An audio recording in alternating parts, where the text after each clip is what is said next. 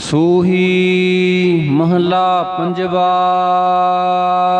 सूही रागनी दे विच पंजवें ਸਰੂਪ धन धन सतगुरु श्री गुरु अर्जन देव जी महाराज ਇਹ पवित्र पावन शुभ उपदेश उचारण कर रहे हैं। गुणवंती गुणवंती ये गुरबाणी का सिरलेख है। गुणा वालिया उत्तम सखियां दी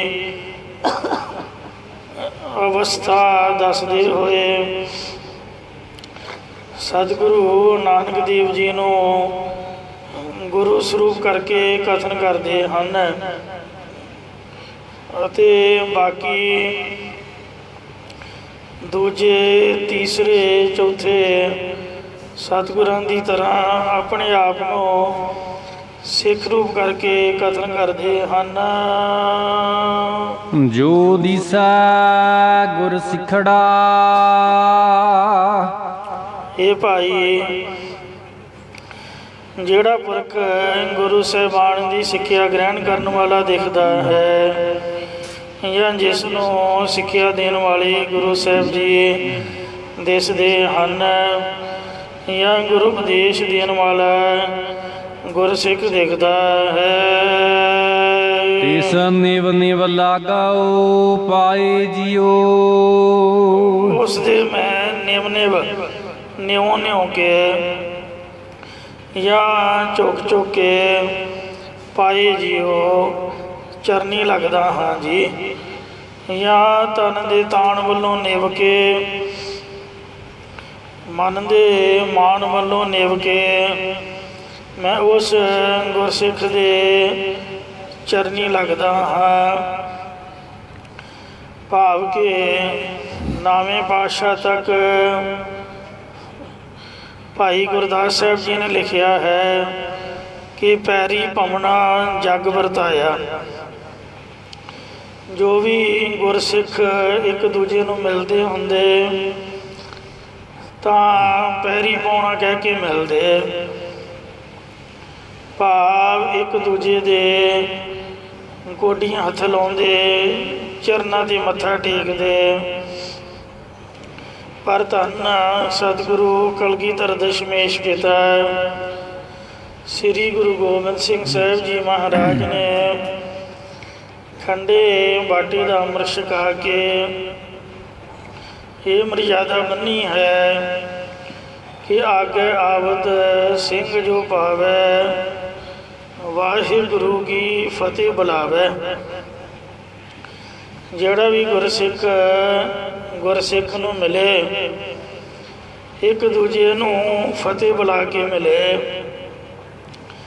भाव के गोडियां हथ लाउणा या पैरी पैना ये बचन बंद कर दिता गया। निमरता दे विच दोने हथ जोड़ के जिहड़ा भी गुरसिख एक दूजे नूं मिलदा वो फतेह बुलावे। ये कलगीधर महाराज ने मर्यादा बनी है। इत्थे निमरता का सूचक है कि जिहड़ा पुरख गुरसिखड़ा गुरु साहिबान की सिक्ख्या ग्रहण करने वाला कोई भी दिखता है या जिसनों सिक्ख्या देने वाले गुरु साहिब जी दिखते हैं या गुरु उपदेश देने वाला गुरसिख दिखता है। तिस निव निव लागों पाए जियो उस दे मैं न्यों न्यों के या चुक चुक के चरनी लगता हाँ जी। तन दे ताण वालों निव के मन दे मान वालों निव के मैं चरनी लगता हाँ।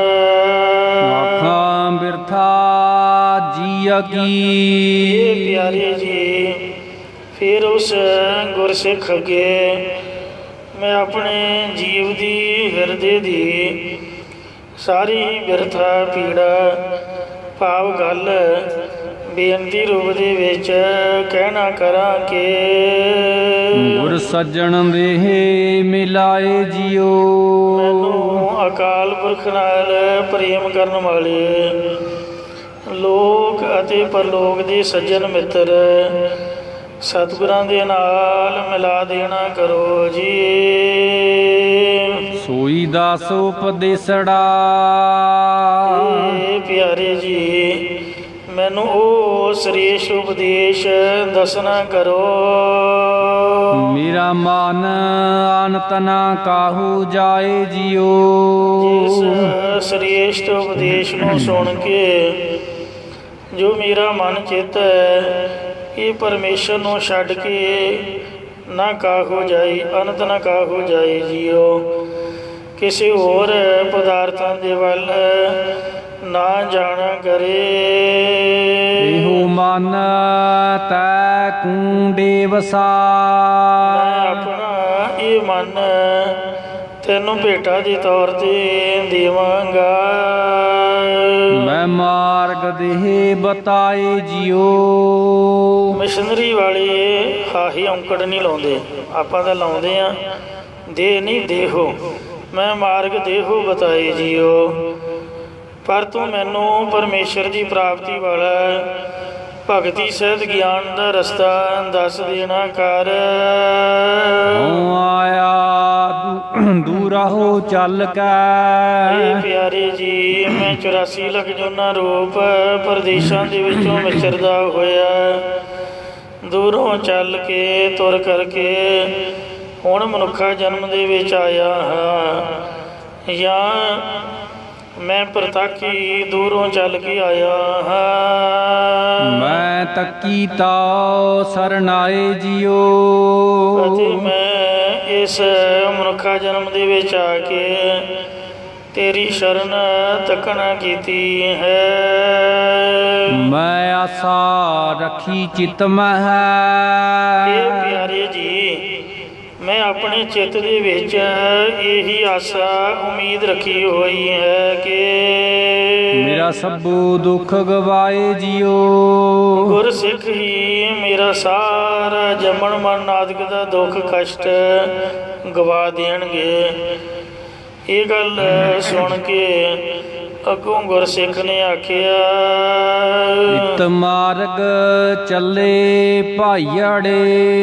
ਇਹ ਪਿਆਰੀ ਜੀ, ਇਸ ਰਸਤੇ ਉੱਤੇ ਚੱਲਣ ਵਾਲੀ ਗੁਰਸਿੱਖ ਭਰਾ ਗੁਰ ਕਹੈ ਸੁਕਾਰ ਕਮਾਏ ਜਿਉ।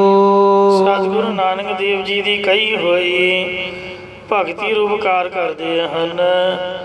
ਇਸ ਲਈ ਤੂੰ ਵੀ ਉਹ ਭਗਤੀ ਰੂਪਕਾਰ ਨੂੰ ਕਮਾਉਣਾ ਕਰ, ਅਥਵਾ ਤੂੰ ਇਸ ਮਾਰਗ 'ਤੇ ਚੱਲ ਤੇ ਜੋ ਗੁਰਾਂ ਦੀ ਭਗਤੀ ਰੂਪਕਾਰ ਕਹੀ ਹੋਈ ਹੈ ਉਸ ਨੂੰ ਕਮਾਉਣਾ ਕਰ। ਤਿਆਗੇ ਮਨ ਕੀ ਮਤੜੀ। ਇਹ ਪਿਆਰੇ ਜੀ, ਆਪਣੇ ਮਨ ਦੀ ਮਤ ਨੂੰ ਛੱਡ ਦੇ। ਵਿਸਾਰੇ ਦੂਜਾ ਭਾਉ ਜਿਉ। ਅਤੇ ਦ્વੈਤ ਭਾਵ ਵਾਲੀਆਂ ਚੀਜ਼ਾਂ ਦਾ ਪ੍ਰੇਮ ਇਹਨੂੰ ਵੀ ਵਿਸਾਰੇ ਭੁਲਾ ਦੇਣਾ ਕਰ। ਤੂੰ ਪਾਵ ਹੈ ਹਰ ਦਰਸਾਵੜਾ। ਤੂੰ ਹਰੀ ਪਰਮੇਸ਼ਰ ਦੇ ਦਰਸ਼ਨਾਂ ਨੂੰ ਪਾਵੇਂਗਾ। ਨਹਿ ਲੱਗੈ ਤਤੀ ਵਾਓ ਜਿਉ। ਫਿਰ ਤੈਨੂੰ ਵਿਸ਼ੇ ਵਿਕਾਰਾਂ ਜਾਂ ਮਾਤਾ ਦੇ ਗਰਭ ਦੀ ਜਾਂ ਨਰਕਾਂ ਰੂਪੀ ਤਤੀ ਗਰਮ ਹਵਾ ਨਹੀਂ ਲੱਗੇਗੀ ਜੀ। ਜਾਕੋ ਮੁਸ਼ਕਿਲ ਅਤ ਬਣੇ। ਸ੍ਰੀ ਰਾਗ ਮਹੱਲਾ ਪਹਿਲਾ। ਜਾਕੋ ਮੁਸ਼ਕਿਲ ਅਤ ਬਣੇ ਢੋਈ ਕੋਏ ਨਾ ਦੇ। ਲਾਗੂ ਹੋਏ ਦੁਸ਼ਮਨਾ ਸਾਕ ਪੇ ਭਜ ਖਲੇ। ਸਭੂ ਭਜੈ ਆਸਰਾ ਚੁੱਕੈ ਸਭ ਅਸਰਾਓ। ਚਿਤ ਆਵੈ ਉਸ ਪਾਰ ਬ੍ਰਹਮ ਲਗੈ ਨ ਤਾਤੀ ਵਾਓ। ਸਾਹਿਬ ਨਿਤਾਣਿਆ ਕਾ ਤਾਣ ਪਾਏ ਨ ਜਾਈ ਥਿਰ ਸਦਾ। ਗੁਰ ਸਬਦੀ ਸਚ ਜਾਣ। ਤੂੰ ਪਾਵ ਹੈ ਹਰ ਦਰਸਾਵੜਾ। ਤੂੰ ਹਰੀ ਪਰਮੇਸ਼ਰ ਦੇ ਦਰਸ਼ਨਾਂ ਨੂੰ ਪਾਵੇਂਗਾ। ਨਹਿ ਲੱਗੈ ਤਤੀ ਵਾਓ ਜੀਓ। ਫਿਰ ਹੇ ਪਿਆਰੇ ਜੀ ਤੈਨੂੰ ਤਤੀ ਵਾਹ ਵੀ ਨਹੀਂ ਲੱਗੇਗੀ। ਹਉ ਆਪਹੁ ਬੋਲ ਨਾ ਜਾਣਦਾ। ਹੇ ਪਿਆਰੇ ਜੀ ਮੈਂ ਆਪਣੇ ਆਪ ਕੁਝ ਵੀ ਬੋਲਣਾ ਨਹੀਂ ਜਾਣਦਾ। ਮੈਂ ਕਹਿਆ ਸਭੋ ਕਮਾਓ ਜੀਓ। ਮੈਂ ਜੋ ਵੀ ਕੁਝ ਕਿਹਾ ਹੈ ਇਹ ਸਾਰਾ ਗੁਰੂ ਜਾਂ ਪਰਮੇਸ਼ਰ ਦੇ ਹੁਕਮ ਦੇ ਅਨੁਸਾਰ ਹੀ ਕਿਹਾ ਹੈ। ਹਰ ਭਗਤ ਖਜ਼ਾਨਾ ਬਖਸਿਆ। ਸਤਿਗੁਰੂ ਮਹਾਰਾਜ ਸਾਹਿਬ ਕਥਨ ਕਰਦੇ ਹੇ ਪਿਆਰੀ ਜੀ ਗੁਰੂ ਨਾਨਕ ਕੀਆ ਪਸਾਓ ਜੀਓ। ਜਦ ਪੂਰੇ ਸਤਿਗੁਰਾਂ ਨੇ ਕਿਰਪਾ ਕਰਕੇ ਮੈਨੂੰ ਉਪਦੇਸ਼ ਦੇਣਾ ਕੀਤਾ ਜਾਂ ਉਪਦੇਸ਼ ਰੂਪ ਦਾਨ ਦੇਣਾ ਕੀਤਾ ਤਦ ਪਰਮੇਸ਼ਰ ਨੇ ਮੈਨੂੰ ਪ੍ਰੇਮਾ ਭਗਤੀ ਦਾ ਇਹ ਕਿਰਪਾ ਕਰਕੇ ਖਜ਼ਾਨਾ ਬਖਸ਼ ਦਿੱਤਾ ਹੈ। ਮੈਂ ਬਾਹੁੜਨਾ ਤ੍ਰਿਸ਼ਨਾ ਭੁਖੜੀ। ਫਿਰ ਮੈਨੂੰ ਤ੍ਰਿਸ਼ਨਾ ਪ੍ਰਾਪਤੀ ਦੀ ਪ੍ਰਬਲ ਇੱਛਾ ਜਾਂ ਤ੍ਰਿਸ਼ਨਾ ਰੂਪੀ ਭੁੱਖ ਨਹੀਂ ਰਹੀ, ਕਿਉਂਕਿ ਜੋ ਪਦਾਰਥਾਂ ਦੀ ਪ੍ਰਾਪਤੀ ਦੀ ਤ੍ਰਿਸ਼ਨਾ ਹੈ ਇਹੀ ਜੀਵ ਨੂੰ ਤੰਗ ਕਰਦੀ ਹੈ। ਇਹਦੇ ਨਾਲ ਹੀ ਇਨਸਾਨ ਗਲਤ ਪਾਸੇ ਚੱਲਦਾ ਹੈ। ਸੋ ਪਦਾਰਥਾਂ ਦੀ ਪ੍ਰਾਪਤੀ ਦੀ ਪ੍ਰਬਲ ਇੱਛਾ ਜਾਂ ਤ੍ਰਿਸ਼ਨਾ ਰੂਪ ਭੁੱਖ ਨਹੀਂ ਰਹੀ, ਕਿਉਂਕਿ ਹਉ ਰੱਜਾ ਤ੍ਰਿਪਤ ਅਗਾਏ ਜੀਓ। ਮੈਂ ਇਸ ਲੋਕ ਦੇ ਪਦਾਰਥਾਂ ਵੱਲੋਂ ਵੀ ਰੱਜ ਗਿਆ ਪਰ ਲੋਕ ਦੇ ਪਦਾਰਥਾਂ ਵੱਲੋਂ ਵੀ ਤ੍ਰਿਪਤ ਅਤੇ ਸਵਰਗ ਲੋਕ ਦੇ ਪਦਾਰਥਾਂ ਵੱਲੋਂ ਵੀ ਰੱਜ ਗਿਆ ਹਾਂ ਜੀ। ਜੋ ਗੁਰ ਦੀਸੈ ਸਿਖੜਾ। ਇਹ ਪਿਆਰੀ ਜੀ ਜਿਹੜਾ ਸਿੱਖੀ ਨੂੰ ਕਮਾਉਣ ਵਾਲਾ ਗੁਰਾਂ ਦਾ ਸਿੱਖ ਦਿਸ ਰਿਹਾ ਹੈ। ਤਿਸ ਨਿਵ ਨਿਵ ਲਾਗਾਓ ਪਾਏ ਜੀਓ। ਮੈਂ ਤਨ ਦੇ ਤਾਣ ਵੱਲੋਂ ਝੋਕੇ ਮਨ ਦੇ ਮਾਨ ਵੱਲੋਂ ਝੋਕੇ ਤਿਸ ਸਿੱਖ ਦੀ ਚਰਨੀ ਲੱਗਦਾ ਹਾਂ ਜਾਂ ਮਨ ਬਾਣੀ ਸਰੀਰ ਕਰਕੇ ਚਰਨੀ ਲੱਗਦਾ ਹਾਂ। ਰਾਗ ਸੂਹੀ ਛੰਤ। ਸੂਹੀ ਰਾਗਣੀ ਦੇ ਵਿੱਚ ਸ਼ੰਤ ਨਾਮੇ ਬਾਣੀ ਉਚਾਰਨ ਕਰ ਰਹੇ ਨੇ। ਸ਼ੰਤ ਦਾ ਅਰਥ ਹੈ ਜਸ ਜਾਂ ਜਿਹਦੇ ਵਿੱਚ ਸੰਗੀਤ ਹੈ, ਤਾਲ ਹੈ ਜੋੜੀ ਦਾ, ਸੁਰ ਹੈ ਵਾਜੇ ਦੀ। ਸੁਰ ਅਤੇ ਤਾਲ ਜਿਹਦੇ ਵਿੱਚ ਹੋਵੇ ਤੇ ਤੁਕ ਦਾ ਤੁਕਾਂਤ ਮਿਲਦਾ ਹੋਵੇ, ਸੰਗੀਤਮਈ ਧੁਨੀ ਹੋਵੇ, ਉਹਨੂੰ ਸ਼ੰਤ ਕਹਿੰਦੇ ਨੇ। ਜਿਹਦੇ ਵਿੱਚ ਪਰਮੇਸ਼ਰ ਦਾ ਜਸ ਹੁੰਦਾ ਹੈ। ਸ਼ੰਤ ਦੀਆਂ ਆਮ ਤੌਰ 'ਤੇ ਇੱਕ ਸ਼ਬਦ ਦੀਆਂ 4-4 ਪੌੜੀਆਂ ਹੁੰਦੀਆਂ ਨੇ, ਕਈ ਵਾਰ 5 ਜਾਂ 6 ਵੀ ਆ ਜਾਂਦੀਆਂ ਨੇ। ਇਹ ਪਹਿਲੇ ਪਾਤਸ਼ਾਹ ਸੂਹੀ ਰਾਗ 'ਚ ਸ਼ੰਤ ਉਚਾਰ ਰਹੇ ਹਨ। ਮਹਲਾ ਪਹਿਲਾ। ਸਤਿਗੁਰੂ ਨਾਨਕ ਦੇਵ ਜੀ ਮਹਾਰਾਜ ਸਾਹਿਬ ਦੇ ਸ਼ਬਦ ਆ ਰਹੇ ਨੇ। ਘਰ ਪਹਿਲਾ।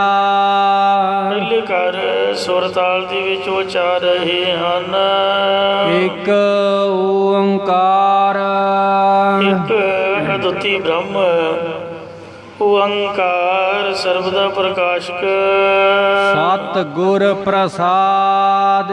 ਜੋ ਸਤਿਗੁਰਾਂ ਦੀ ਕਿਰਪਾ ਕਰਕੇ ਪ੍ਰਾਪਤ ਹੁੰਦਾ ਹੈ। ਪਰ ਜੋ ਬਨ ਮੈਂ ਮਤ।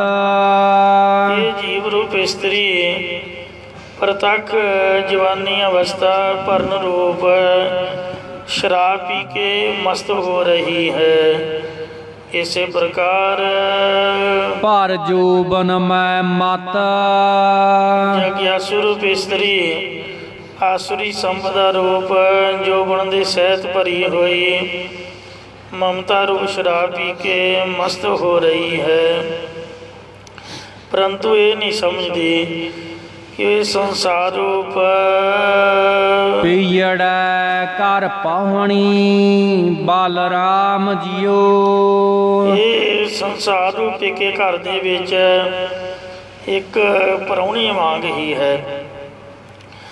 ਇਹ ਰਾਮ ਪਰਮੇਸ਼ਰ ਜੀ, ਮੈਂ ਤੇਰੇ ਉੱਪਰੋਂ ਮਨ ਬਾਣੀ ਸਰੀਰ ਕਰਕੇ ਬਲਿਹਾਰ ਜਾਂਦਾ ਹਾਂ। ਜਿਸ ਨੇ ਸੰਸਾਰ ਦੀ ਇਹੋ ਜਿਹੀ ਆਸ਼ਚਰਜ ਖੇਡ ਬਣਾਈ ਹੋਈ ਹੈ।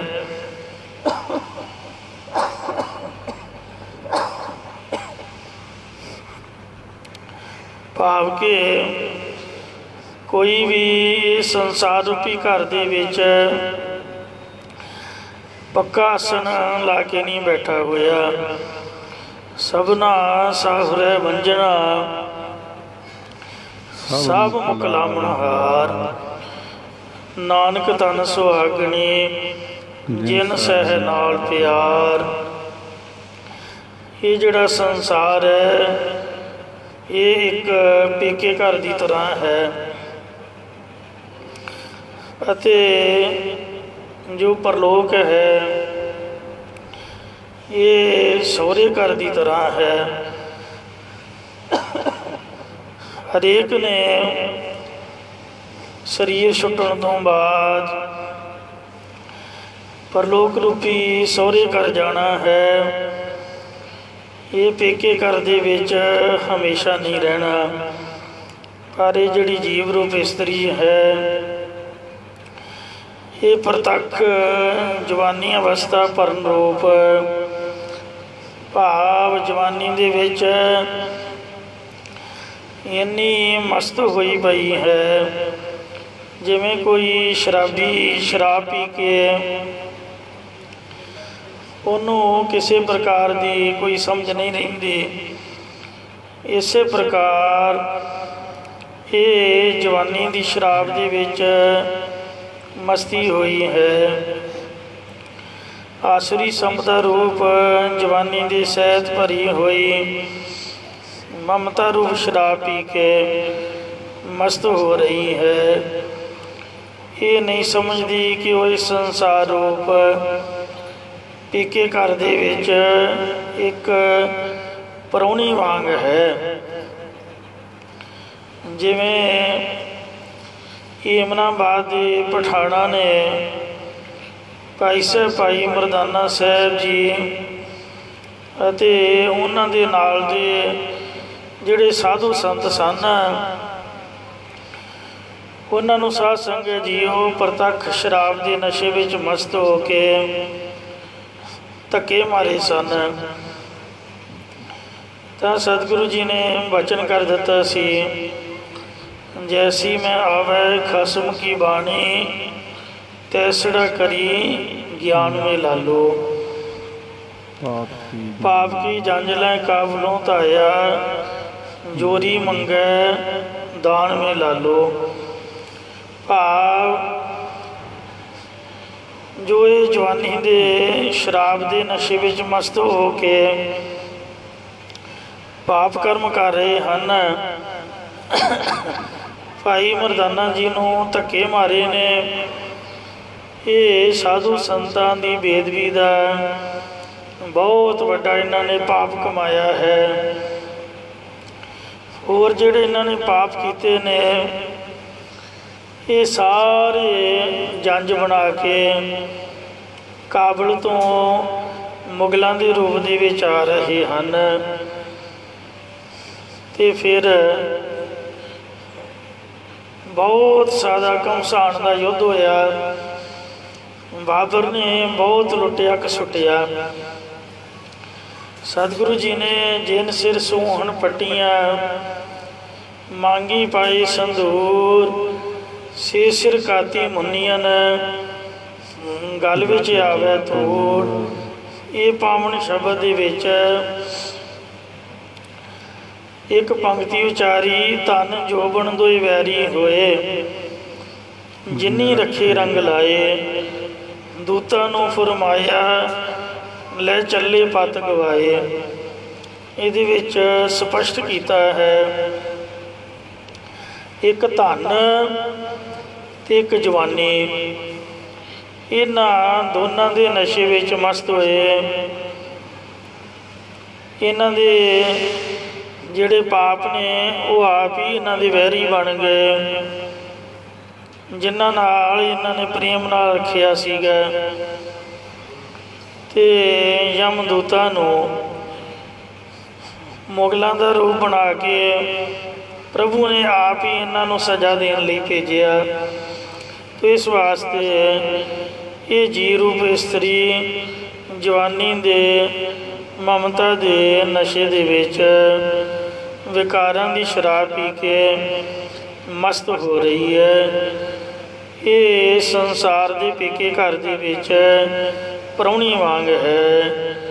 ਸੋ ਹੇ ਰਾਮ ਪਰਮੇਸ਼ਰ ਜੀ, ਮੈਂ ਤੇਰੇ ਤੋਂ ਮਨ ਬਾਣੀ ਸਰੀਰ ਕਰਕੇ ਬਲਿਹਾਰ ਜਾਂਦਾ, ਜਿਹਨੇ ਸੰਸਾਰ ਦੀ ਅਚਰਜ ਖੇਡ ਬਣਾਈ ਹੋਈ ਹੈ। ਮੈਲੀ ਅਵਗਣ ਚਿਤ, ਇਹ ਪਿਆਰੇ ਜੀ ਹਿਰਦੇ ਵਿੱਚ ਕਾਮ ਕ੍ਰੋਧ ਆਦਿਕ ਗੁਨਾਹਾਂ ਨੂੰ ਧਾਰਨ ਕਰਕੇ ਜੀਵ ਰੂਪ ਇਸਤਰੀ ਮਲੀਨ ਹੋ ਰਹੀ ਹੈ। ਇਸੇ ਪ੍ਰਕਾਰ ਮੈਲੀ ਅਵਗਣ ਚਿਤ, ਚਿੱਤ ਅਵਗੁਣਾਂ ਦੇ ਨਾਲ ਭਰਿਆ ਹੋਇਆ ਹੈ। ਇਸ ਕਰਕੇ ਜੀਵ ਰੂਪ ਇਸਤਰੀ ਮੈਲੀ ਹੋ ਰਹੀ ਹੈ। ਬਿਨ ਗੁਰ ਗੁਣ ਨਾ ਸਮਾਵਨੀ, ਗੁਰਾਂ ਤੋਂ ਬਿਨਾ ਸੋ ਬਲਿਹਾਰ ਜਾਣੇ ਯੋਗ ਪਰਮੇਸ਼ਰ ਦੀ ਪ੍ਰਾਪਤੀ ਵਾਲੇ ਸਤ ਸੰਤੋਖ ਦਇਆ ਧਰਮ ਆਦਿਕ ਸ਼ੁਭ ਗੁਣ ਹਿਰਦੇ ਵਿੱਚ ਆ ਕੇ ਸਮਾਉਂਦੇ ਨਹੀਂ ਹਨ ਜੀ। ਬਲਰਾਮ ਜੀਓ, ਸੋ ਬਲਿਹਾਰ ਜਾਣੇ ਯੋਗ ਪਰਮੇਸ਼ਰ ਦੀ ਪ੍ਰਾਪਤੀ ਵਾਲੇ ਜਿਹੜੇ ਸ਼ੁਭ ਗੁਣ ਹਨ, ਉਹ ਪੂਰੀਆਂ ਗੁਰਾਂ ਤੋਂ ਬਗੈਰ ਹਿਰਦੇ ਵਿੱਚ ਆ ਕੇ ਸਮਾਉਂਦੇ ਨਹੀਂ ਹਨ ਜੀ। ਗੁਣ ਸਾਰ ਨਾ ਜਾਣੀ ਭਰਮ ਭੁਲਾਣੀ, ਇਹ ਜੀਵ ਰੂਪ ਇਸਤਰੀ ਨੇ ਸ਼ੁਭ ਗੁਣਾਂ ਨੂੰ ਹਿਰਦੇ ਵਿੱਚ ਧਾਰਨ ਕਰਨ ਦੀ ਉੱਕਾ ਹੀ ਖਬਰ ਨਹੀਂ ਜਾਣੀ, ਸਗੋਂ ਭਰਮ ਦੇ ਵਿੱਚ ਭੁੱਲੀ ਹੋਈ ਨੇ। ਜੋਬਨ ਬਾਦ ਗਵਾਇਆ, ਪ੍ਰਤੱਖ ਜੋਬਨ ਜਾਂ ਸ਼ੌਂਕ ਅਵਸਥਾ ਰੂਪ ਜੋਬਨ ਨੂੰ ਵਿਸ਼ਿਆਂ ਵਿੱਚ ਲਾ ਕੇ ਵਿਅਰਥ ਹੀ ਗਵਾ ਲਿਆ ਹੈ।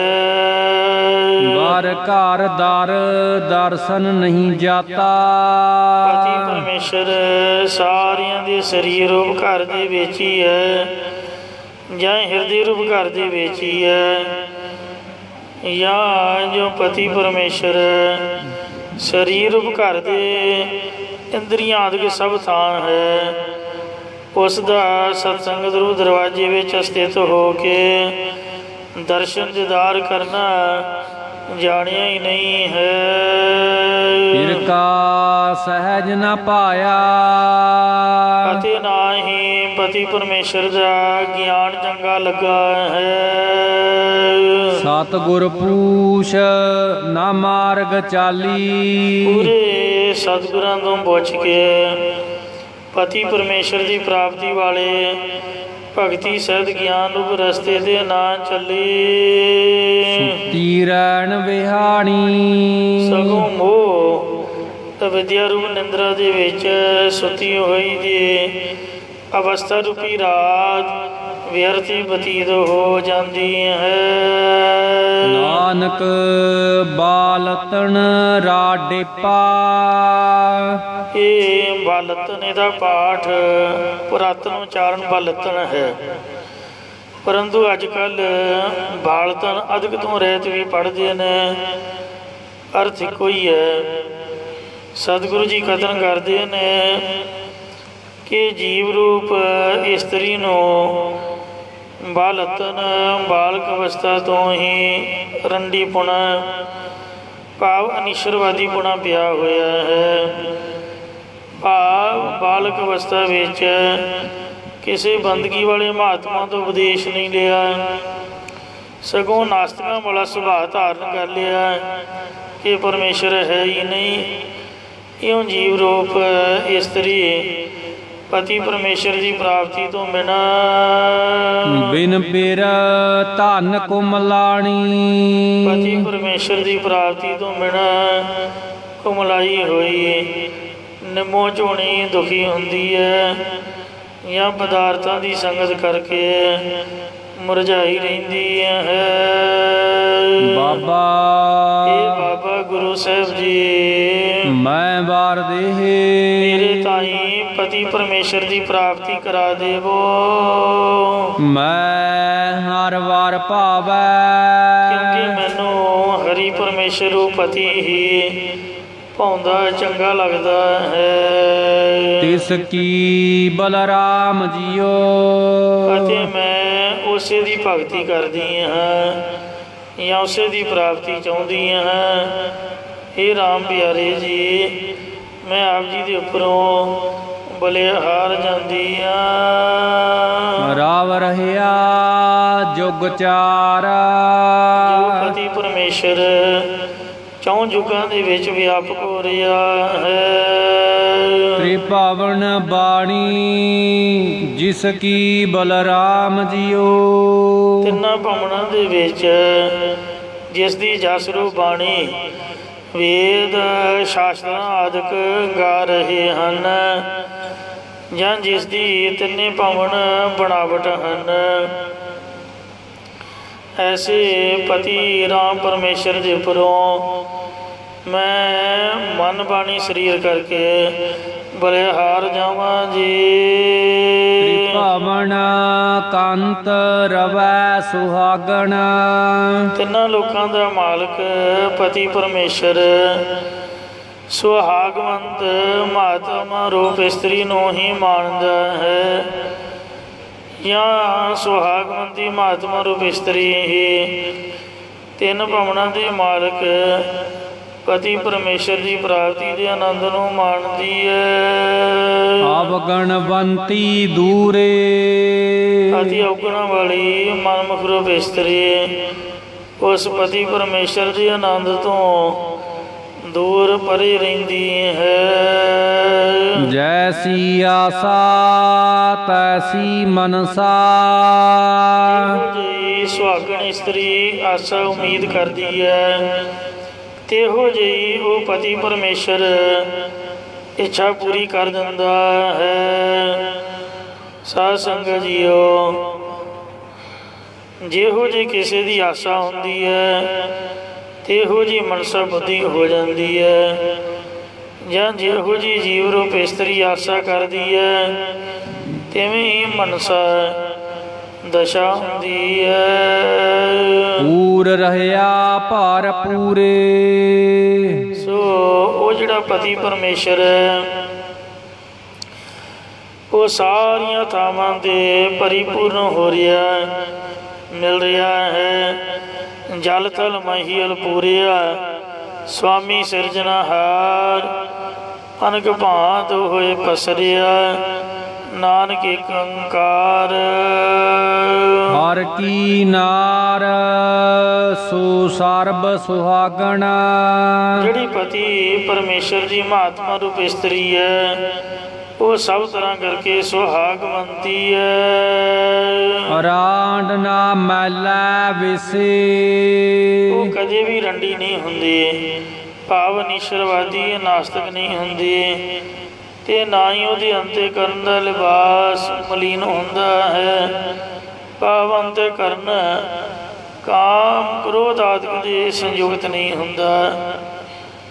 ਜਾਂ ਰਾਂਡਣ ਮੈਲੇ ਵੇਸੇ, ਰੰਡ ਰੰਡੀਆਂ ਭਾਵ ਦੁਹਾਗਣਾਂ ਦੇ ਅੰਤਿਕਰਨ ਦੇ ਵੇਸ ਮਿਲੇ ਨੇ, ਭਾਵ ਕਾਮ ਕ੍ਰੋਧ ਆਦਿਕਾਂ ਦੇ ਸੰਯੁਕਤ ਹਨ। ਨਾਨਕ ਮੈਂ ਵਰ ਸਾਚਾ ਭਾਵੈ।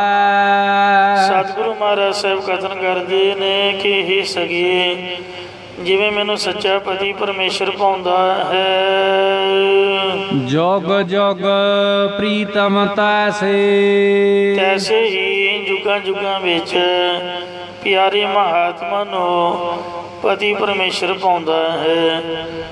ਜਿਵੇਂ ਸਾਹਾ ਸੋਧ ਕੇ ਲਗਨ ਗਿਣੇ ਜਾਂਦੇ ਨੇ।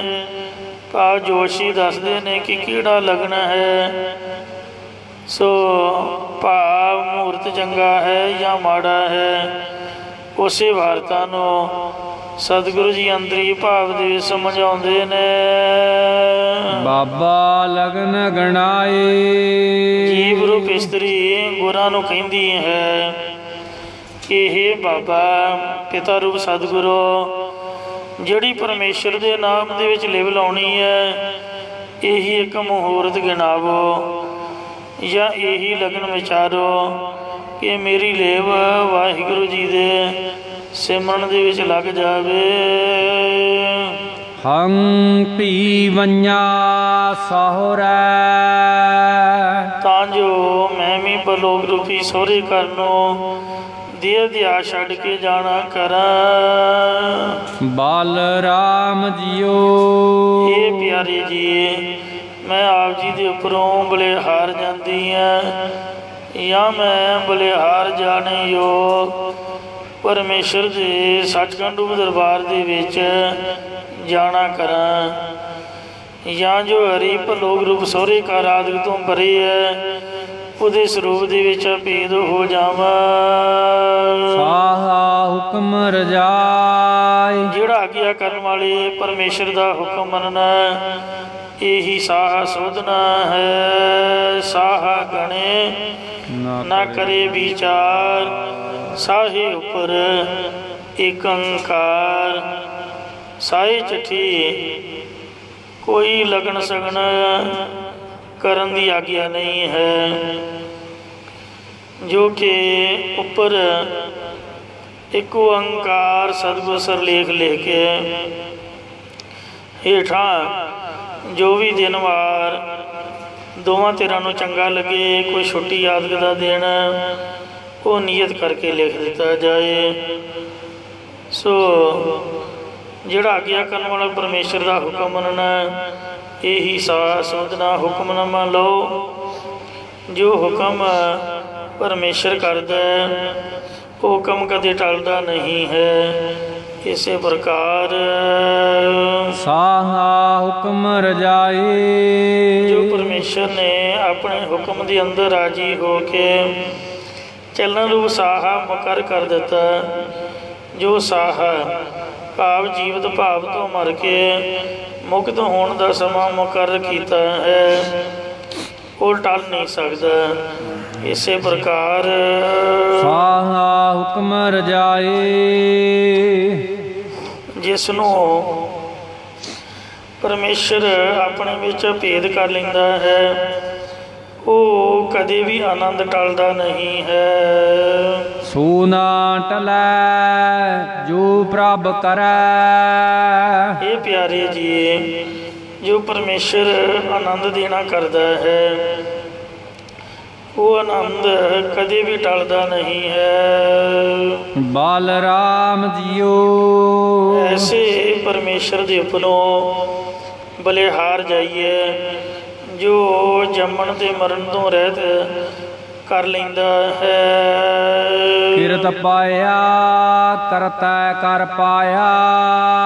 ਜਿਸ ਦੇ ਪਿਛਲੇ ਕਿਰਤ ਕੀਤੇ ਨਿਸ਼ਕਾਮ ਕਰਮਾਂ ਦਾ ਸਦਕਾ ਕੀਰਤਨ ਭਗਤੀ ਕਰਨ ਦਾ ਕਰਮ ਪਿਆ ਹੋਇਆ ਹੈ, ਉਹਦੇ ਅੰਤःਕਰਣ ਨੂੰ ਮੱਥੇ ਦੇ ਉੱਪਰ ਕਰਤੈ ਕਰ ਪਾਇਆ। ਕਰਤੈ ਰਚਨਹਾਰ ਪਰਮੇਸ਼ਰ ਨੇ ਕਿਰਪਾ ਕਰਕੇ ਆਪਣੀ ਪ੍ਰਾਪਤੀ ਦਾ ਲੇਖ ਲਿਖ ਕੇ ਪਾਉਣਾ ਕੀਤਾ ਹੈ। ਮੀਟ ਨਾ ਸਕੈ ਕੋਈ। ਜਿਸ ਨੂੰ ਕੋਈ ਵੀ ਕਿਸੇ ਪ੍ਰਕਾਰ ਦਾ ਵਿਘਨ ਪਾ ਕੇ ਮਿਟਾ ਨਹੀਂ ਸਕਦਾ। ਲੇਖ ਨਾ ਮਿਟਾਈ ਹੈ ਸਖੀ ਜੋ ਲਿਖਿਆ ਕਰਤਾਰ। ਕਰਤਾਰ ਨੇ ਜੋ ਬਖਸ਼ਿਸ਼ ਦਾ ਰਹਿਮਤ ਦਾ ਲੇਖ ਲਿਖਿਆ ਹੋਇਆ ਹੈ। ਕਰਤੇ ਪੁਰਖ ਨੇ ਜੀਵਾਂ ਦੇ ਮੱਥੇ 'ਤੇ ਕਰਮ ਲਿਖ ਕੇ ਪਾਉਣਾ ਕੀਤਾ ਹੈ। ਉਹਦੇ ਅਨੁਸਾਰ ਫਲ ਭੋਗੇ ਤੋਂ ਬਿਨਾਂ ਉਹਨੂੰ ਕੋਈ ਵੀ ਮਿਟਾ ਨਹੀਂ ਸਕਦਾ ਹੈ। ਸੋ ਸਤਿਗੁਰੂ ਮਹਾਰਾਜ ਸੱਚੇ ਪਾਤਸ਼ਾਹ ਜੀ ਦਾ ਲਿਖਿਆ ਜਿਹੜਾ ਲੇਖ ਹੈ ਇਹ ਸਖੀ ਉਹ ਭੋਗਣਾ ਹੀ ਪੈਂਦਾ ਹੈ। ਇਹ ਸਤਿਗੁਰੂ ਜੀ ਜਿਵੇਂ ਵਿਆਹ ਦੇ ਵਿੱਚ ਚਾਂਜੀਵੀਂ ਹੁੰਦੇ ਨੇ, ਤਿਵੇਂ ਇਸ ਅੰਤਰੀ ਵਿਆਹ ਦੇ ਵਿੱਚ ਜਾਂਜੀ ਕਿਹੜੇ ਨੇ ਤਾਂ ਗੁਰੂ ਸਾਹਿਬ ਉੱਤਰ ਬਖਸ਼ਦੇ ਹਨ। ਜਾਨੀ ਨਾਉ ਨਰਹੈ ਨਿਹ ਕੇਵਲਾ, ਜੋ ਨਿਯੰਤਾ ਸ਼ੁੱਧ ਸਰੂਪ ਪਰਮੇਸ਼ਰ ਦੇ ਨਾਮ ਨੇ ਇਹੀ ਜਾਂਜੀ ਬਰਾਤੀ ਨੇ, ਜਾਂ ਨਾਮ ਜਪਣ ਵਾਲੇ ਮਹਾਤਮਾ ਉਸ ਦੇ ਜਾਂਜੀ ਹਨ। ਉਹ ਪਰਮੇਸ਼ਰ ਕੈਸਾ ਹੈ, ਰਵ ਰਹਿਆ ਤਿਹੁ ਲੋਈ, ਉਹ ਪਰਮੇਸ਼ਰ ਤਿੰਨਾਂ ਲੋਕਾਂ ਦੇ ਵਿੱਚ ਵਿਆਪਕ ਹੋ ਰਿਹਾ ਹੈ। ਜਿਸ ਸਮੇਂ ਲੜਕੀ ਵਿਆਹ ਹੋਣ ਤੋਂ ਬਾਅਦ ਸਹੁਰੇ ਘਰ ਨੂੰ ਜਾਂਦੀ ਹੈ ਤਦੋਂ ਦੀ ਮਾਂ ਰੋਂਦੀ ਹੈ। ਉਸੇ ਅਲੰਕਾਰ ਦੁਆਰਾ ਗੁਰੂ ਸਾਹਿਬ ਜੀ ਉਪਦੇਸ਼ ਬਖਸ਼ਦੇ ਨੇ। ਮਾਈ ਨਿਰਾਸੀ ਰੋਏ ਵਿਛੁੰਨੀ, ਬਾਲੀ ਬਾਲੈ ਹਿਤੇ, ਜਦੋਂ ਬਾਲੀ ਲੜਕੀ ਇਸਤਰੀ ਦਾ ਵਿਆਹ ਹੋਣ ਤੋਂ ਬਾਅਦ ਪਲ ਲੜਕੇ ਉਹ ਆਪਦੇ ਪਤੀ ਨਾਲ ਹਿਤੇ ਪਿਆਰ ਪੈ ਜਾਂਦਾ ਹੈ ਤਾਂ ਫਿਰ ਜਿਹੜੀ ਮਾਂ ਹੈ ਉਹ ਨਿਰਾਸ਼ੀ ਹੋਈ ਵਿਛੜ ਕੇ ਰੋਂਦੀ ਹੈ। ਇਸੇ ਪ੍ਰਕਾਰ ਮਾਏ ਨਿਰਾਸੀ ਰੋਏ ਵਿਛੁੰਨੀ, ਜਦੋਂ ਮਾਂ ਆਪਣੀ ਲੜਕੀ ਨੂੰ ਸਹੁਰੇ ਘਰ ਤੋਰ ਦਿੰਦੀ ਹੈ ਤਦੋਂ ਨਿਰਾਸ਼ਤਾ ਦੀ ਸਹਿਤ ਵਿਛੜ ਕੇ ਰੋਂਦੀ ਹੈ। ਬਾਲੀ ਬਾਲੈ ਹਿਤੇ, ਅਤੇ ਉਧਰ ਸਹੁਰੇ ਘਰ ਜਾ ਕੇ ਲੜਕੀ ਦਾ ਲੜਕੇ ਨਾਲ ਪਿਆਰ ਪੈ ਜਾਂਦਾ ਹੈ। ਇਸੇ ਪ੍ਰਕਾਰ ਮਾਈ ਨਿਰਾਸੀ ਰੋਏ ਵਿਛੁੰਨੀ, ਜਗਿਆਸੂ ਰੂਪ ਲੜਕੀ ਦਾ ਚੇਤਨ ਬ੍ਰਹਮ ਰੂਪ ਲੜਕੇ ਨਾਲ ਪਿਆਰ ਪੈ ਜਾਂਦਾ ਹੈ। ਬਾਲੀ ਬਾਲੈ ਹਿਤੇ, ਤਾਂ ਫਿਰ ਮਾਇਆ ਨਿਰਾਸ਼ ਹੋਈ ਰੋਂਦੀ ਹੈ ਕਿ ਜੀਵ ਮੇਰੇ ਜਾਲ ਤੋਂ ਬਾਹਰ ਹੋ ਗਿਆ ਹੈ। ਨਾਨਕ ਸਾਚ ਸਾਬਦ ਸੁਖ ਮਹਿਲੀ, ਸਤਿਗੁਰੂ ਜੀ ਕਥਨ ਕਰਦੇ ਨੇ ਕਿ ਜਿਸ ਨੇ ਗੁਰ ਚਾਰਣੀ ਪ੍ਰਭ ਚੇਤੇ, ਸਤਿਗੁਰਾਂ ਦੇ ਚਰਨੀ ਲਾ ਕੇ ਸੱਚੇ ਉਪਦੇਸ਼ ਦੁਆਰਾ ਗੁਰ ਚਾਰਣੀ ਪ੍ਰਭ ਚੇਤੇ, ਜਿਸ ਨੇ ਸਤਿਗੁਰਾਂ ਦੇ ਚਰਨੀ ਲਾ ਕੇ ਵਾਹਿਗੁਰੂ ਨੂੰ ਯਾਦ ਕੀਤਾ ਹੈ ਉਹਨੂੰ ਸੱਚਖੰਡ ਰੂਪ ਮਹੱਲਾਂ ਦੇ ਵਿੱਚ ਰਹਿਣ ਵਾਲੇ ਸੱਚੇ ਬ੍ਰਹਮ ਦੀ ਪ੍ਰਾਪਤੀ ਦਾ ਸੁਖ ਪ੍ਰਾਪਤ ਹੁੰਦਾ ਹੈ। ਜਿਵੇਂ ਸਿਆਣੇ ਮਾਪੇ ਲੜਕੀ ਦਾ ਵਿਆਹ ਦੂਰ ਕਰਦੇ ਨੇ ਕਿ ਲੜਕੀ ਸਹੁਰੇ ਘਰ ਤੋਂ ਰੁੱਸ ਕੇ ਕਿਤੇ ਰੋਜ਼ ਹੀ ਨਾ ਪੇਕੇ ਘਰ ਵੜੀ ਰਹੇ। ਵਿਆਹ ਦਾ ਕੀ ਫਾਇਦਾ ਜੇ ਪੇਕੇ ਘਰ ਹੀ ਤੁਰੇ ਰਹਿਣਾ। ਇਸ ਲਈ ਰਿਸ਼ਤੇਦਾਰੀ ਉਹ ਹੁੰਦੀ ਜਿਹੜੀ ਦੂਰ ਦੀ ਹੋਏ, ਘਰ ਦੇ ਨੇੜੇ ਰਿਸ਼ਤੇਦਾਰੀ ਨਹੀਂ ਹੋਣੀ ਚਾਹੀਦੀ। ਤੇ ਮਿੰਟ ਕੁ ਬਾਅਦ ਲੜਕੇ ਘਰ ਨੂੰ ਆ ਜਾਏ ਇਸ ਤਰ੍ਹਾਂ ਚੰਗੇ ਨਹੀਂ ਲੱਗੀਦਾ। ਬਾਬੁਲ ਦਿਤੜੀ ਦੂਰ, ਜਿਵੇਂ ਸ੍ਰੀ ਗੁਰੂ ਅਮਰਦਾਸ ਜੀ ਨੇ ਬੀਬੀ ਭਾਨੀ ਨੂੰ ਆਖਿਆ ਸੀਗਾ ਕਿ ਬਿਨ ਬੁਲਾਏ ਸਾਡੇ ਘਰ ਨਹੀਂ ਆਉਣਾ। ਜਦੋਂ ਗੁਰੂ ਅਮਰਦਾਸ ਮਹਾਰਾਜ ਜੀ ਨੂੰ ਨਾਲ ਲੈ ਕੇ ਆਈ ਤੇ ਫਿਰ ਗੁਰੂ ਅੰਗਦ ਦੇਵ ਜੀ ਕਹਿਣ ਲੱਗੇ, ਬੀਬੀ ਤੈਨੂੰ ਤਾਂ ਅਸੀਂ ਬੁਲਾਇਆ ਨਹੀਂ, ਤੂੰ ਕਿਵੇਂ ਆ ਗਈ ਹੈ? ਕਿਤੇ ਲੜਕੇ ਤਾਂ ਨਹੀਂ ਆਈ? ਫਿਰ ਜਿਨ੍ਹਾਂ ਨੂੰ ਨਾਲ ਲਿਆਂਦਾ ਉਹਨਾਂ ਨੂੰ ਨਾਲ ਕਿਉਂ ਨਹੀਂ ਲੈ ਕੇ ਆਈ? ਜਾ ਲੈ ਕੇ ਆ। ਫਿਰ ਤਾਂ ਬਿਆਣਾ ਸਾਹਿਬ ਗੁਰੂ ਸਾਹਿਬ ਬਿਠਾਏ ਨਾਲ ਲੈ ਕੇ ਗਈ। ਇਉਂ ਜਿਸ ਮਾਂ ਪਿਓ ਦੀ ਇਹ ਸਿੱਖਿਆ ਹੋਵੇਗੀ ਉਹਦੀ ਲੜਕੀ ਆਪਦੇ ਸਹੁਰੇ ਘਰ ਸੁੱਖ ਦੇ ਨਾਲ ਰਹੇਗੀ। ਪਰ ਜਿਹੜੀ ਮਾਂ ਦੀ ਸਿੱਖਿਆ ਹੀ ਵੈਸੀ ਹੈ ਵੀ ਕਿਸੇ ਦੀ ਗੱਲ ਸਹਾਰਨੀ ਨਹੀਂ, ਕੋਈ ਕੁਛ ਕਹਿੰਦਾ ਰਹੇ ਆਖੇ ਨਹੀਂ ਲੱਗਣਾ, ਤੇ ਬਹੁਤੀ ਗੱਲ ਹੋਵੇ ਤੂੰ ਮੇਰੇ ਕੋਲ ਆ ਜਾਏ, ਇਸ ਤਰ੍ਹਾਂ ਗੱਲ ਨਹੀਂ ਬਣਦੀ। 100 ਦੇ ਵਿੱਚੋਂ 90 ਘਰ ਮਾਵਾਂ ਤੋੜ ਦਿੰਦੀਆਂ ਨੇ ਆਪਦੀ ਸਗੀ ਧੀ ਰਾਣੀ ਦੀਆਂ। ਤੋ ਇੰਜ ਮਹਾਰਾਜ ਘਰ ਤੋਂ ਦ੍ਰਿਸ਼ਟਾਂਤ ਪ੍ਰਾਰੰਭ ਕਰਦੇ ਨੇ। ਬਾਬੁਲ ਦਿੱਤੜੀ ਦੂਰ ਗੁਰੂ ਰੂਪੀ ਪਿਤਾ ਨੇ ਜੀਵ ਰੂਪ ਪੁੱਤਰੀ ਦੇਸ਼ ਕਾਲ ਵਸਤੂ ਪ੍ਰਸ਼ੇਦ ਸੇ ਰਹਿਤ ਪਤੀ ਪਰਮੇਸ਼ਰ ਨੂੰ ਦੂਰ ਵਿਆਹ ਦਿੱਤੀ ਹੈ। ਭਾਵ ਬ੍ਰਹਮਾ ਘਰ ਬਿਰਤੀ ਕਰਕੇ ਹਰੀ ਦੇ ਸਰੂਪ ਦੇ ਵਿੱਚ ਅਭੇਦ ਕਰ ਦਿੱਤੀ ਹੈ। ਨਾ ਆਵੈ ਘਰ ਪਈਐ ਤਾਂ ਫਿਰ ਇਸ ਮਾਤ ਲੋਕ ਰੂਪ ਪੇਕੇ ਘਰ ਦੇ ਵਿੱਚ ਜਨਮ ਧਾਰ ਕੇ ਨਾ ਹੀ ਆਵੇ, ਭਾਵ ਮੁਕਤ ਹੋ ਜਾਵੇ। ਬਲ ਰਾਮ ਜੀਓ ਇਹ ਪਿਆਰੇ ਜੀ, ਮੈਂ ਪਰਮੇਸ਼ਰ ਤੋਂ ਬਲਿਹਾਰ ਜਾਂਦਾ ਹਾਂ। ਰਹਿਸੀ ਵੇਖਾ ਦੂਰ ਇਹ ਪਿਆਰੇ ਜੀ, ਉਹ ਪਤੀ ਪਰਮੇਸ਼ਰ ਨੂੰ ਸਾਖਿਆਤ ਵੇਖ ਕੇ ਪ੍ਰਸੰਨ ਹੁੰਦੀ ਹੈ। ਫਿਰ ਰਾਵੀ ਘਰ ਸੋਹੀਐ ਪਤੀ ਪਰਮੇਸ਼ਰ ਦੇ ਆਨੰਦ ਨੂੰ ਮਾਣਦੀ ਹੈ, ਜਿਸ ਕਰਕੇ ਉਸ ਦਾ ਹਿਰਦਾ ਵੀ ਸ਼ੋਭਨੀਕ ਹੋ ਗਿਆ ਹੈ। ਬਲ ਰਾਮ ਜੀਓ ਜਾਂ ਬਲਿਹਾਰ ਜਾਣੇ ਯੋਗ ਪਤੀ ਪਰਮੇਸ਼ਰ ਦੇ ਸੱਚਖੰਡ ਰੂਪੀ ਘਰ ਦੇ ਵਿੱਚ ਸ਼ੋਭਾ ਪਾਉਂਦੀ ਹੈ। ਇਸੇ ਪ੍ਰਕਾਰ ਰਹਿਸੀ ਵੇਖਾ ਦੂਰ ਉਹ ਜੀਵ ਰੂਪ ਇਸਤਰੀ ਪਤੀ ਪਰਮੇਸ਼ਰ ਨੂੰ ਹਦੂਰ ਨੇੜੇ ਵੇਖ ਕੇ ਰਹਿਸੀ ਆਨੰਦਿਤ ਹੁੰਦੀ ਹੈ, ਅਤੇ ਪਤੀ ਨੇ ਉਹ ਰਾਵੀ ਹੈ, ਮਾਣੀ ਹੈ। ਫਿਰ ਰਾਵੀ ਘਰ ਸੋਹੀਐ ਪਰੀ ਦੇ ਆਨੰਦ ਨੂੰ ਉਹਨੇ ਮਾਣਿਆ, ਜਿਵੇਂ ਸਹੁਰੇ ਘਰ ਵਿੱਚ ਲੜਕੀ ਸ਼ੋਭਦੀ ਹੈ, ਤਿਵੇਂ ਇਸ ਰੂਪ ਰੂਪੀ ਘਰ ਵਿੱਚ ਜੀਵ ਰੂਪ ਇਸਤਰੀ ਸ਼ੋਭਦੀ ਹੈ। ਇਸੇ ਪ੍ਰਕਾਰ ਰਹਿਸੀ ਵੇਖਾ ਦੂਰ ਫਿਰ ਰਾਵੀ ਘਰ ਸੋਹੀਐ ਬਲ ਰਾਮ ਜੀਓ।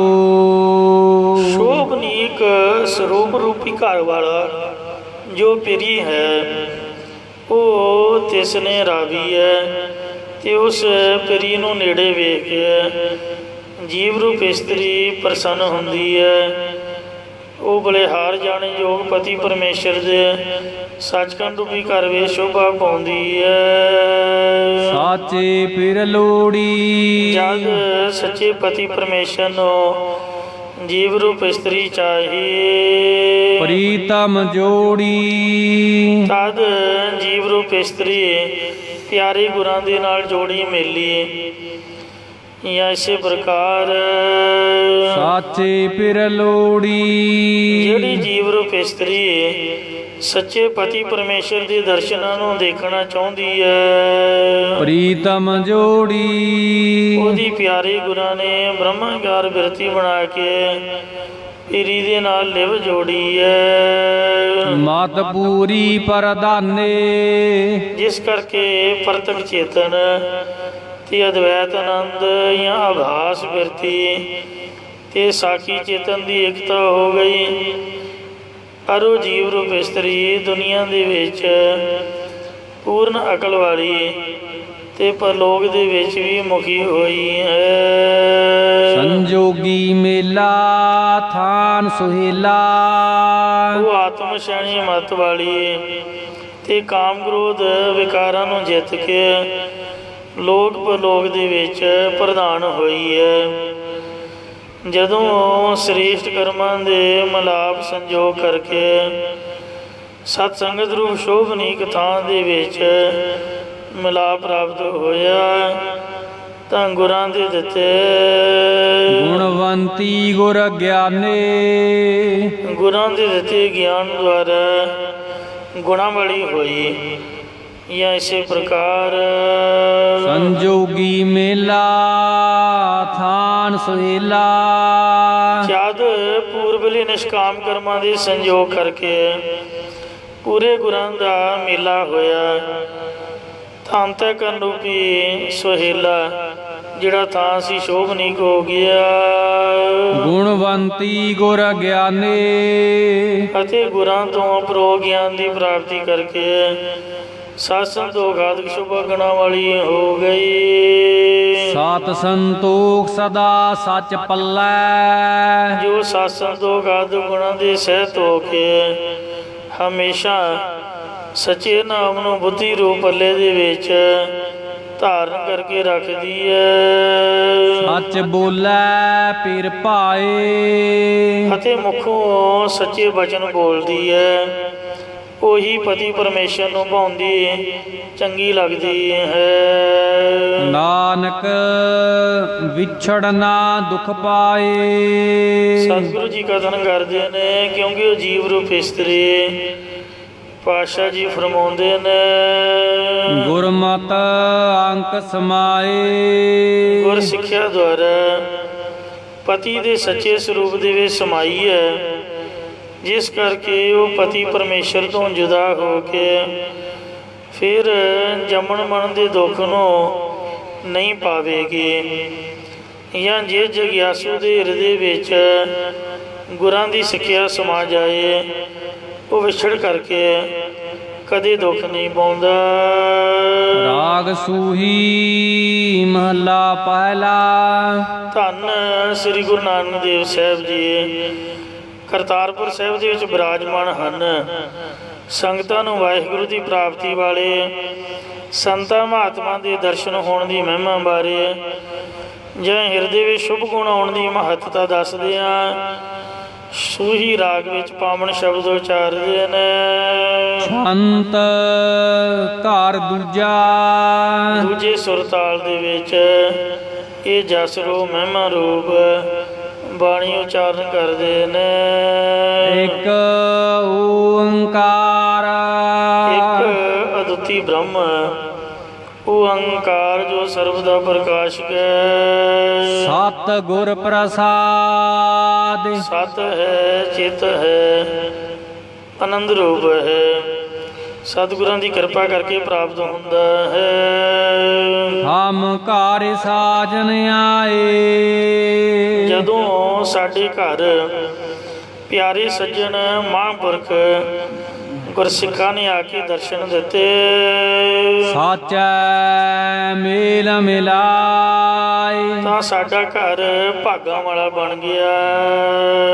ਸਹਿਜ ਇਸੇ ਪ੍ਰਕਾਰ ਹਮ ਘਰ ਸਾਜਨ ਆਏ। ਜਦੋਂ ਅਸੀਂ ਸੱਜਣ ਸੰਤਾਂ ਦੇ ਘਰ ਆਏ, ਮਤਲਬ ਗੁਰਦੁਆਰੇ ਆਏ ਜਾਂ ਸੰਤਾਂ ਦੀ ਸੰਗਤ ਵਿੱਚ ਆਏ, ਜਾਂ ਮਹਾਰਾਜ ਕਹਿੰਦੇ ਨੇ ਸਾਚੈ ਮੇਲ ਮਿਲਾਏ, ਤਾਂ ਸੰਤਾਂ ਭਗਤਾਂ ਨੇ ਸੱਚੇ ਸਤਿਗੁਰਾਂ ਦੇ ਮੇਲ ਵਿੱਚ ਸਾਨੂੰ ਮਿਲਾ ਦਿੱਤਾ। ਜਾਂ ਸੰਤਾਂ ਭਗਤਾਂ ਨੇ ਸੱਚੇ ਸਤਿਗੁਰਾਂ ਦੇ ਨਾਲ ਸਾਡਾ ਮਿਲਾਪ ਕਰਵਾ ਦਿੱਤਾ, ਤੇ ਸਤਿਗੁਰਾਂ ਨੇ ਨਾਮ ਦਾ ਉਪਦੇਸ਼ ਦੇ ਕੇ ਸਤ ਸਰੂਪ ਨਾਲ ਮਿਲਾ ਦਿੱਤਾ।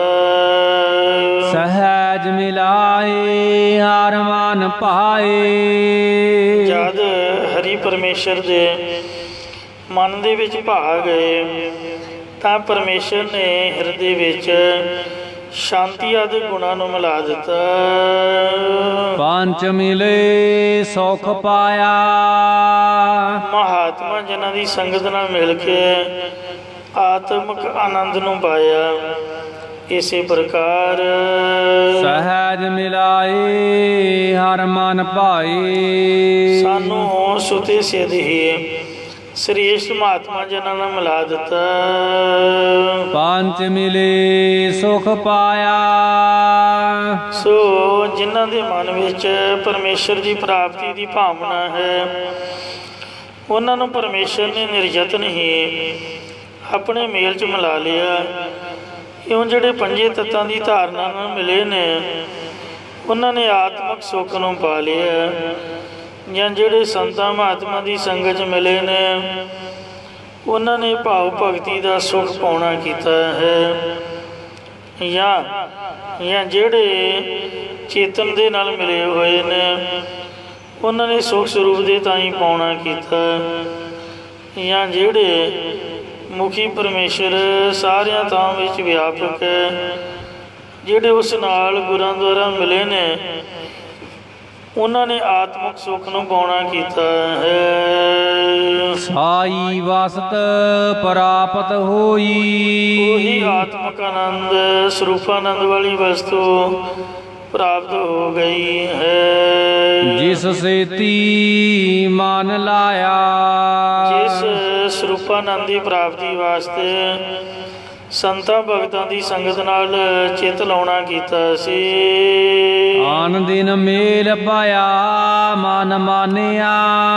ਜਦ ਪਰਮੇਸ਼ਰ ਦੇ ਮਨ ਮੰਨ ਗਿਆ ਤਦੋਂ ਰਾਤ ਦਿਨ ਜਾਂ ਅਵਿਦਿਆ ਰੂਪ ਰਾਤ ਤੋਂ ਗਿਆਨ ਰੂਪ ਦਿਨ ਹੋਣ ਕਰਕੇ ਵਾਹਿਗੁਰੂ ਦੇ ਸਰੂਪ 'ਚ ਭੇਤਾ ਹੋਣ ਰੂਪ ਮੇਲ ਹੋ ਗਿਆ ਹੈ। ਘਰ ਮੰਦਰ ਸੁਹਾਏ। ਤਦੋਂ ਪ੍ਰਤੱਖ ਕੱਚੇ ਘਰ ਤੇ ਪੱਕੇ ਮੰਦਰ ਮਕਾਨ ਜਾਂ ਘਰ ਹਿਰਦਾ ਤੇ ਸਰੀਰੂ ਮੰਦਰ ਸੋਭਨੀਕ ਹੋ ਗਏ। ਜਾਂ ਘਰ ਹਿਰਦੇ ਦੇ ਵਿੱਚ ਮੰਦਰ ਭਾਵ ਅਧ ਇਸ਼ਨਾਨ ਸਰੂਪ ਨੂੰ ਪਾ ਕੇ ਸੋਭਨੀਕ ਹੋ ਗਏ। ਜਾਂ ਜਿਨ੍ਹਾਂ ਨੂੰ ਸਰੂਪ ਘਰ ਦੀ ਪ੍ਰਾਪਤੀ ਹੋਈ ਹੈ ਉਹ ਦਸਵੇਂ ਦੁਆਰ ਰੂਪ ਮੰਦਰ ਦੇ ਵਿੱਚ ਸ਼ੋਭਨੀਕ ਹੋ ਗਏ ਹਨ। ਪੰਜ ਸ਼ਬਦ ਧੁਨ ਅਨਹਦ ਵਾਜੇ। ਦਸਵੇਂ ਦੁਆਰ ਵਿੱਚ ਪੰਜ ਸ਼ਬਦਾਂ ਦੇ ਇੱਕ ਰਸ ਧੁਨੀ ਦੇ ਵਾਜੇ ਵਾਜਾਏ। ਇਸੇ ਪ੍ਰਕਾਰ ਪੰਜ ਸ਼ਬਦ ਧੁਨ ਅਨਹਦ ਵਾਜੇ। ਸ੍ਰੇਸ਼ਟ ਵਾਹਿਗੁਰੂ ਸ਼ਬਦ ਦੀ ਧੁਨੀ ਦੇ ਵਾਜੇ ਹਿਰਦੇ ਵਿੱਚ ਇੱਕ ਰਸ ਵਾਜਾਏ।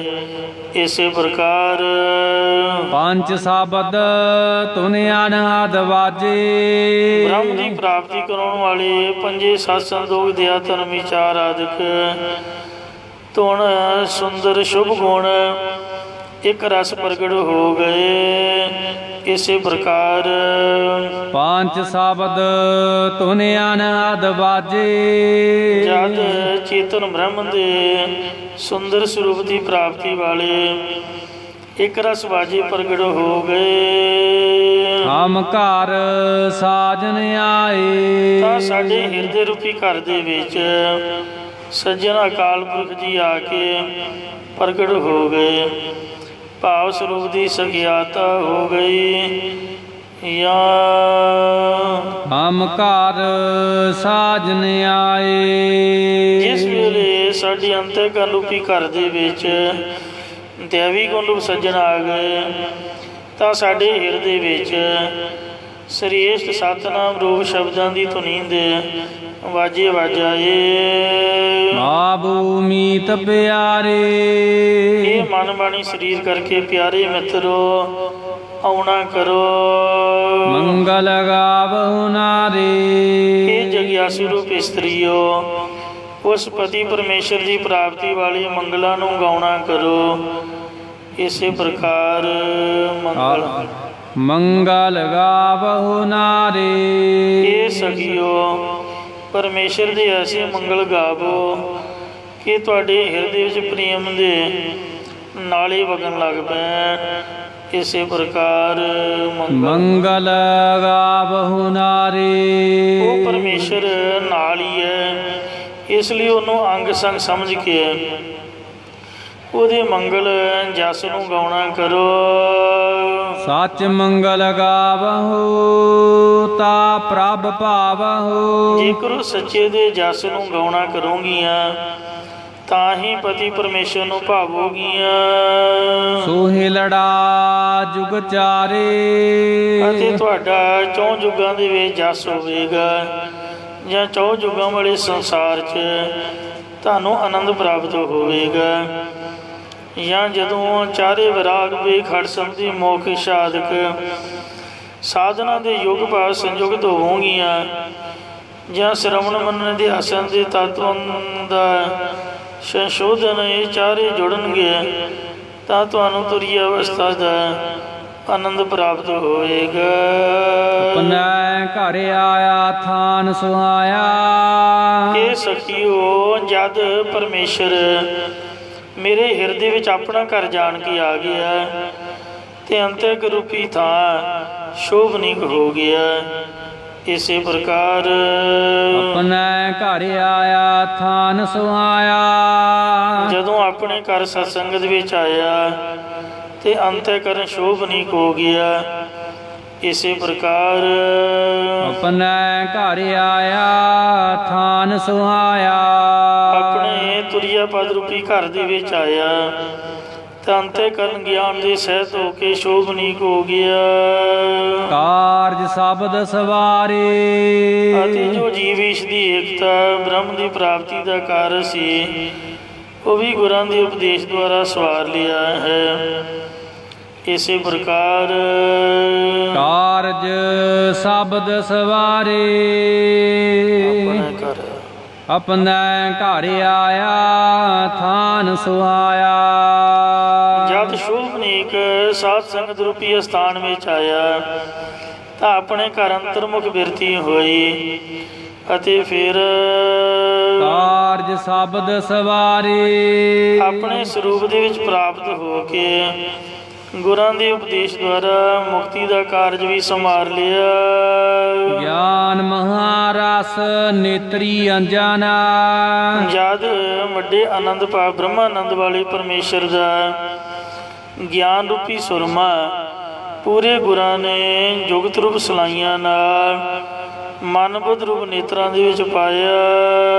ਤ੍ਰਿਭਾਵਨ ਰੂਪ ਦਿਖਾਇਆ ਤਾਂ ਤਿੰਨੇ ਭਾਵਨਾਂ ਵਿੱਚ ਇੱਕ ਬ੍ਰਹਮ ਰੂਪ ਹੀ ਦਿਖਾ ਦਿੱਤਾ।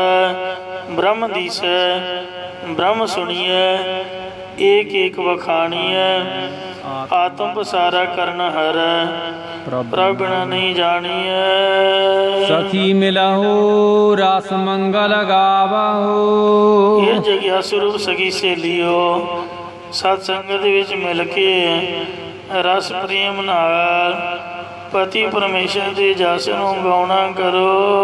ਹਮ ਘਰ ਸਾਜਨ ਆਇਆ ਕਿਉਂਕਿ ਇਸੇ ਪ੍ਰਕਾਰ ਜਸ ਗਾਉਣੇ ਕਰਕੇ ਹੀ ਸਾਡੇ ਹਿਰਦੇ ਰੂਪੀ ਘਰ ਦੇ ਵਿੱਚ ਸੱਜਣ ਅਕਾਲ ਪੁਰਖ ਆ ਗਿਆ ਹੈ, ਭਾਵ ਆ ਕੇ ਪ੍ਰਾਪਤ ਹੋਇਆ ਹੈ ਤੇ ਤੁਹਾਡੇ ਵੀ ਹਿਰਦੇ ਵਿੱਚ ਆ ਕੇ ਪ੍ਰਾਪਤ ਹੋਵੇਗਾ। ਇੱਥੇ ਸ਼ਬਦ ਦੀਆਂ 2 ਪੌੜੀਆਂ ਸੰਪੂਰਨ ਹੋਈਆਂ ਨੇ। ਦਾਸ ਪਾਸੋਂ ਵਿਚਾਰ ਕਰਦਿਆਂ ਬੇਅੰਤ ਪ੍ਰਕਾਰ ਦੀ ਭੁੱਲ ਚੁੱਕ ਹੋਈ, ਕਿਰਪਾ ਕਰਕੇ ਮਾਫ ਕਰਨਾ ਕਿ ਦੋ ਸਮਤ ਬਖਸ਼ਨੇ। ਗਿਆਨ ਮਹਾਰਸ ਨੇਤਰੀ ਅੰਜਨਾ ਤ੍ਰਿਭਾਵਨ ਰੂਪ ਦਿਖਾਇਆ। ਸਖੀ ਮਿਲਹੁ ਰਸ ਮੰਗਲ ਗਾਵਹੁ।